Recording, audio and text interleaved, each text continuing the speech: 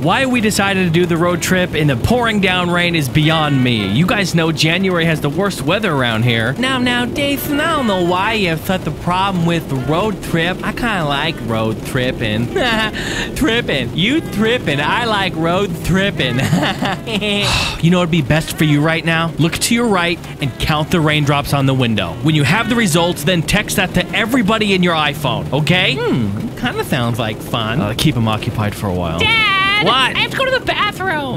Can't you hold it? Rest area 12 miles. It's number 2. It's coming out. Sam, will you turn around and keep her occupied? Try and take her mind off it. Now, dadgummit, Dathan, I lost count. God. Well, good. After you do that, then start again. Dad! Yes? The batteries in my DS just died. Okay, we'll play with your iPod. Dad! What? Can I borrow your car charger? Why? I need to charge my iPod Touch. Oh my gosh! Dad! What? Are we there yet? No. Are we there yet? No. Are we there yet? No. Are we there yet?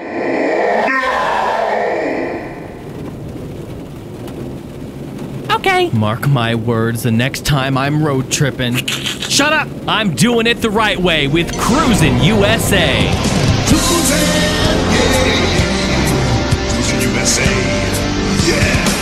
Developed by Midway Games in the arcade and Williams for the Nintendo 64 port, when you start thinking about arcade racers, it's very hard to pass this one up. Released in 1994, this was the first of a 5-game series. Spin-off titles include Cruisin' World, Cruisin' Exotica, Cruisin' Velocity, and Cruisin' for Wii. For me personally, this game's all over the board. There's a lot of very interesting things about it. You see, in 1994, Nintendo was concentrating on the release of the Nintendo 64, then codenamed the Ultra 64. There were 2 arcade games released, and in Attract mode, they would advertise the Ultra 64. The amazing Killer Instinct was one, and Cruisin' USA was the second. Here's Cruisin's advertisement. Take a listen to this. Coming to your home in 1995. Only on Nintendo Ultra 64.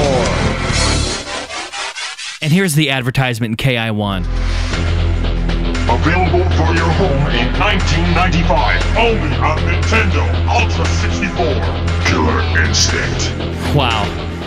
That intro gives me chills every time I watch it. I love that game. Okay, back to Cruisin'.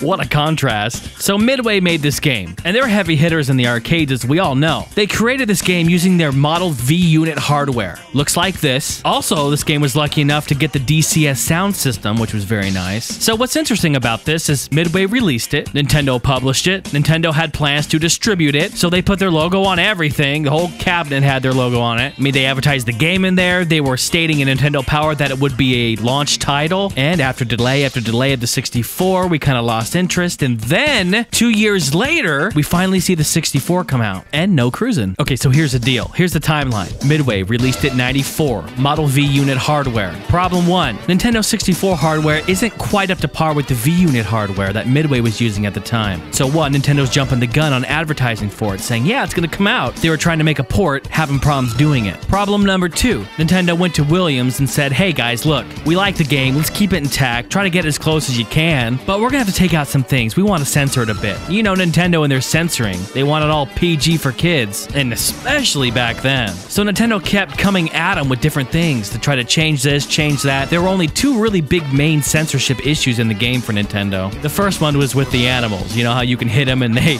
blow up into pixelated meat? That was the first issue they had. They didn't want people driving around hitting animals, causing destruction and killing them. The second one was with the checkered flag girl at the end of the race when you got first place. I guess Nintendo wasn't a fan of fresh hot bikini babes. So they made Williams green screen another chick and put a t-shirt on her. Okay, a couple things. One, the chick at the beginning when you start the race is still basically naked, but she's smaller in the frame, so maybe Nintendo thought, oh, you can't really tell. Maybe Nintendo has a thing with boobs. I don't know. Either way, even the chick with the t-shirt on at the end of the race is very, I guess I would say, supple and voluptuous, for lack of better words. So I never really understood why Nintendo would take out the chick at the end of the race, but the one at the beginning still stays? Oh boy.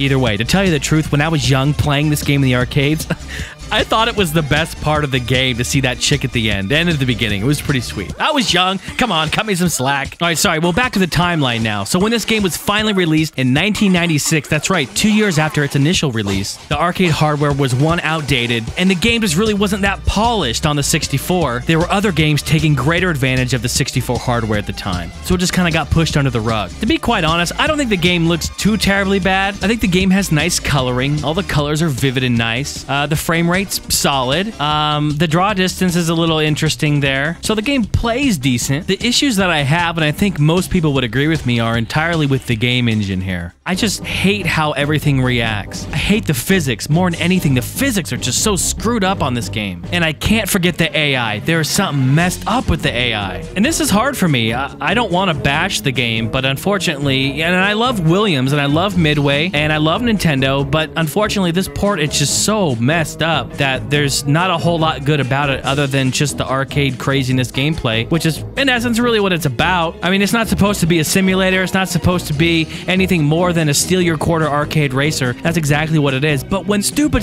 things beyond your control to mess up your gameplay, especially when you're paying real money for this, I can't take that. All right, so number one, the physics. I hate how everything handles. Even though the car is responsive and it is tight and nice, when you hit other cars or trees or the sidewalk or anything, your car acts like it just ran into the Empire State Building. It stops dead in its tracks, and it takes forever to get back up to speed. Here, I'll show you a few right here. Look at this. And this one. And look, I hit a wall. Where was the wall? I didn't even hit it.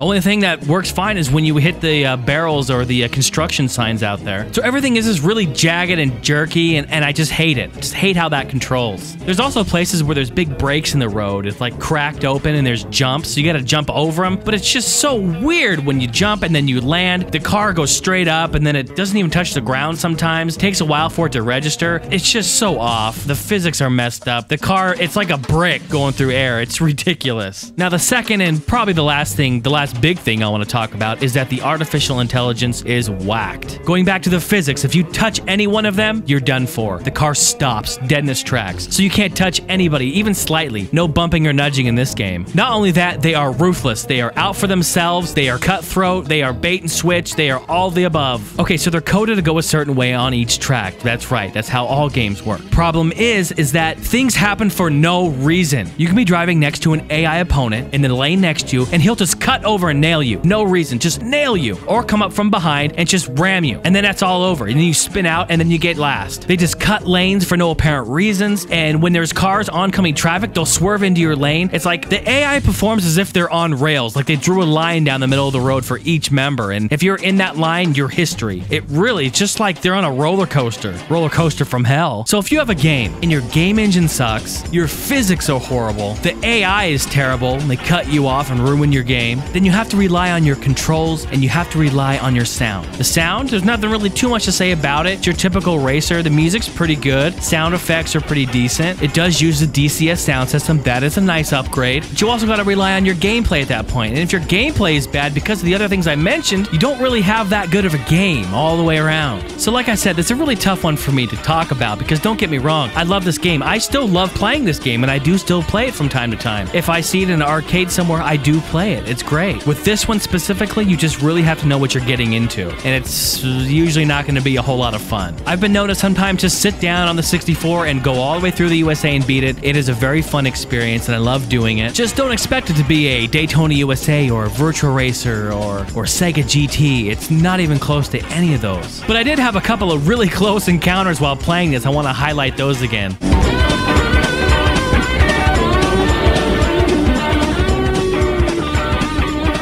Alright, so the EMU review for Cruisin' USA. This game gets a C-.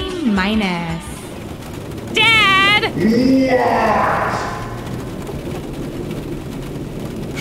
Nothing. Hey, I'm trying to get with you and start running. Maybe turn up the song and start bumping. Whatever the case may be, this isn't on the flip list. This is in your best interest. And I can get you on the VIP guest list. Just Jason Hines on that list all